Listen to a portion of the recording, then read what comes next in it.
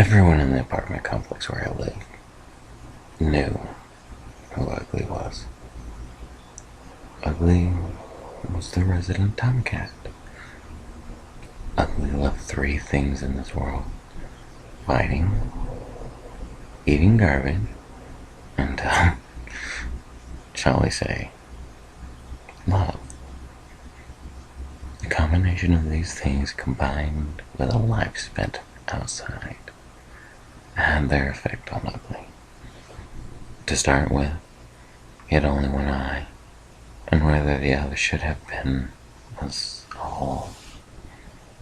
He was also missing the ear on the same side, and his left foot appeared to have been badly broken at one time, and he had healed at an unnatural angle, making him look like he was always turning the corner.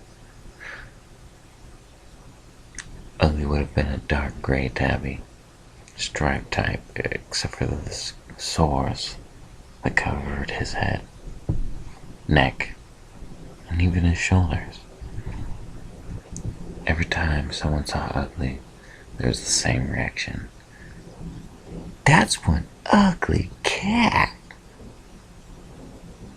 All the children were warned not to touch him, and adults threw rocks at him, hosed him down, squirted him when he tried to come into their homes, or shut his paws in the door when he would not leave. Ugly always had the same reaction. If you turned the hose on him, he would stand there, getting soaked until he gave up and quit. If you threw things at him, he would curl his lanky body around your feet in forgiveness. Whenever he spied children, he would come running, meowing frantically and bumping his head against their hands, begging for the love.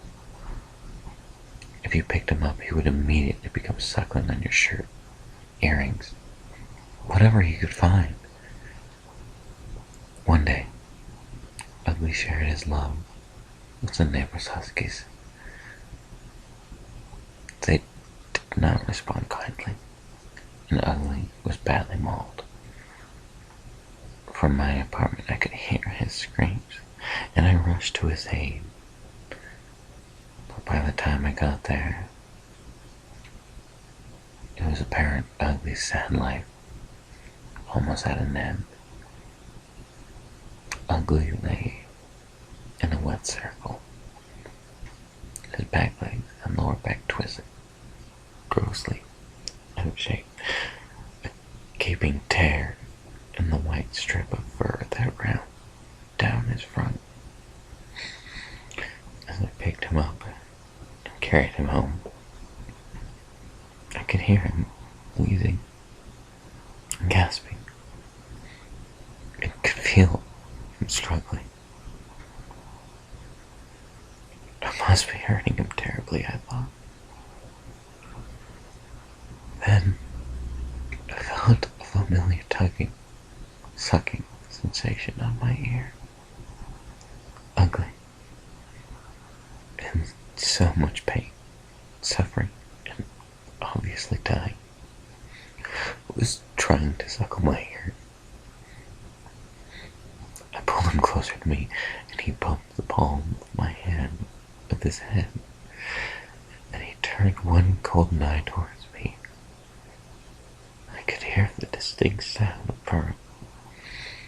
Even in the greatest pain, that ugly, battle-scarred cat was asking for a little affection, perhaps compassion.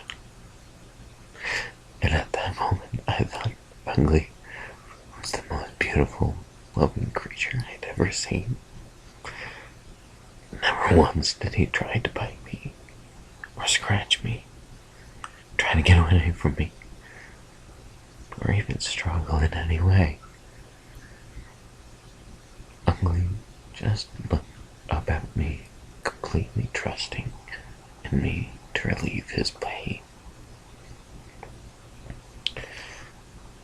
Ugly died in my arms, before he could get inside, and I sat and held him for a long time afterwards, thinking about how one scarred to form a little stray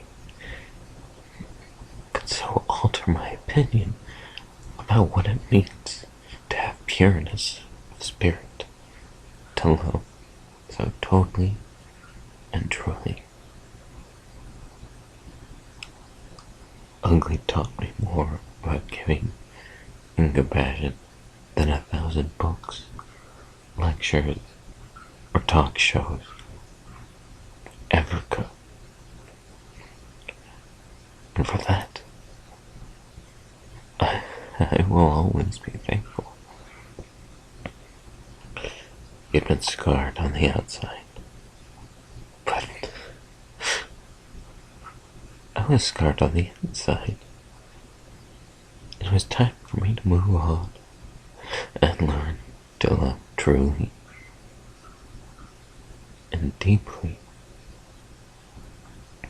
to give my total to those I cared for.